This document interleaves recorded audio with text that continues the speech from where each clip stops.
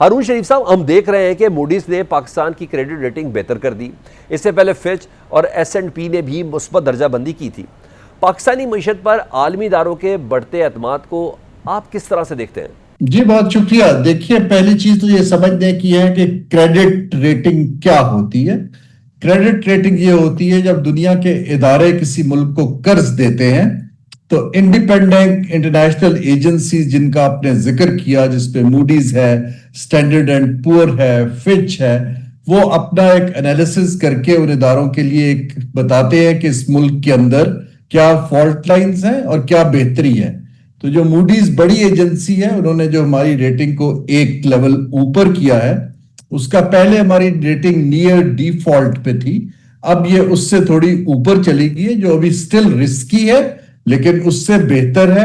اس سے جو عالمی ادارے، ورلڈ بینک ہے، ایشین ڈیولپمنٹ بینک ہے، کمرشل بینکس ہیں، یا جو ہمارا گلوبل ہم بانڈ فلوٹ کرتے ہیں، وہاں پر انویسٹر کا اعتماد جو ہے تھوڑا سا بہتر ہونے کی توقع ہے، اور یہ ایک سفر ہے، یہ ایک مثبت قدم ہے۔ ہارون شریف صاحب، موڈیز نے اپنی رپورٹ میں خبردار کیا ہے کہ اگر اصلاحاتی عمل میں سستی یا تعطل آیا تو مالی خطرات دوبارہ بھی سر اٹھا سکتے ہیں۔ اس سے کیا مراد ہے؟ جی سلمان، یہ ایک بڑا اہم نکتہ ہے جو موڈیز نے بھی اٹھایا ہے۔ ہمارا اپنا سینٹرل بینک بھی اپنے انالیسز میں کوشچن کر رہا ہے کہ ہماری تاریخ یہ بتاتی ہے کہ جب بھی ہم آئی ایم ایف کے پروگرام سے ایک اصلاحات کے عمل کو شروع کرتے ہیں، اس کو مکمل نہیں کر پاتے یا اس میں تسلسل نہیں رکھ پاتے، اس کی وجہ سے ہم بار بار دوبارہ ایک بیلنس آف پیمنٹ کرائسس میں چلے جاتے ہیں۔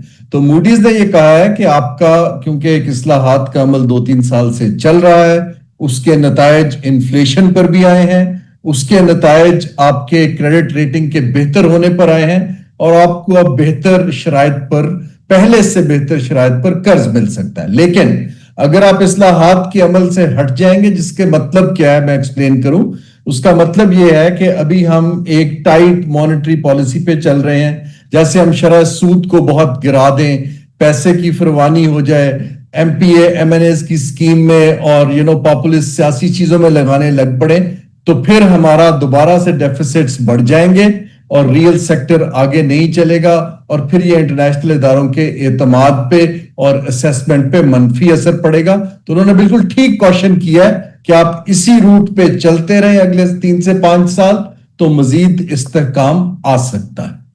اچھا، یہ باتیں تو اپنی جگہ۔ ہارون شریف صاحب، یہ بتائیں کہ وزیر خزانہ نے کہا ہے کہ رواں سال شرح سود میں نہ صرف کمی ہوگی بلکہ بجلی کی قیمتوں میں بھی کمی آ سکتی ہے۔ اگر ایسا ہوا تو اس کا ہماری معیشت پر کیا اثر پڑے گا؟ جی، یہ وزیر خزانہ تو شرح سود نہیں کم کرتے، کیونکہ یہ تو ایک سینٹرل بینک کا کام ہے جو آئی ایم ایف کی کنسلٹیشن میں کرتا ہے۔ وہ صرف ایک ریکمنڈیشن یا سجیسشن دے سکتے ہیں۔ یہ ہم سب کو سمجھنا ضروری ہے کہ ایک انڈیپینڈنٹ سینٹرل بینک میں جو آپ اپنا جو پالیسی ریٹ رکھتے ہیں، وہ ایک مانیٹری پالیسی کمیٹی کرتی ہے، اور وہ اس کی انڈیپینڈنس بہت ضروری ہے۔